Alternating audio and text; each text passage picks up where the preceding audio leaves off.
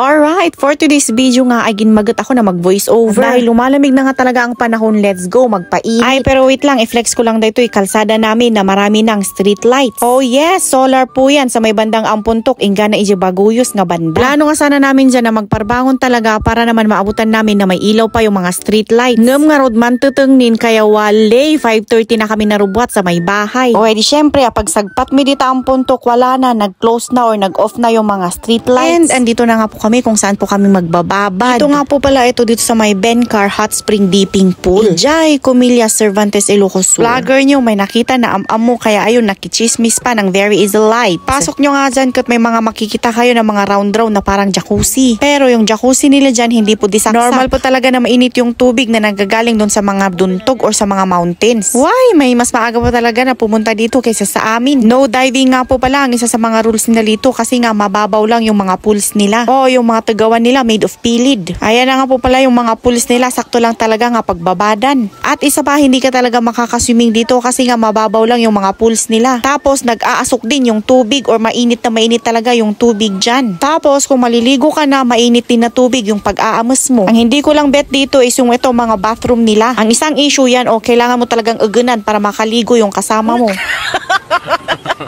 Sa tabi naman po ng pagbabadan na ito, andito naman po yung Gitlangan River. Hindi ko po kali sure kung Gitlangan River ang tawag nila dyan. Basta under the Gitlangan Bridge. Isa nga sa kagandahan dito kat napakalawak ang parking lot. Hindi mo talaga problema ang mga sasakyan. Kahit 5 pa ang dalhin mo, walang problema. Kung kailangan mo din ng massage, yes, meron din po silang offer na service na ganyan. Pero syempre, ibang usapan yan sa presyo, hindi na po kasali yan sa may entrance fee. Speaking of entrance fee nga po pala, 70 pesos nga po pala per yung head. Presyo po ng massage, hindi ko lang po natanong. Sorry. At tapos na nga po pala kaming maglidlid, ay hindi, magbabad pala. Nauwat nga kami or nagutom nga kami, kaya naman dumiretso kami sa may Cervantes. Or Ili nga kunada, dito'y Cervantes. At dito nga kami palaging pumupunta para kumain. Dito nga po sa may food court nila, sa harap mismo ng kanilang munisipyo. Oh yes, marami kang pagpipilian dito, maulaw ka no, ay natikayat mo nga panganan. So syempre, pag bumupunta kayo sa mga kainan na ganito, roundin nyo muna or tignan nyo muna yung lahat ng stalls kung alin ba doon ang gusto nyong kainin. Yes, pwede naman pong lapitan isa-isa para tignan nyo kung gusto nyo talaga yung mga niluto nila. I-bet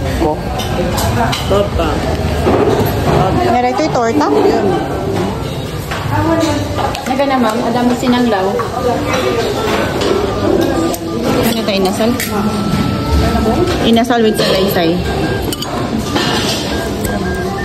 At syempre, hindi pwedeng walang take out. Syempre, sayang kaya i-take out na. May mga nag-aantay kaya na naiwan na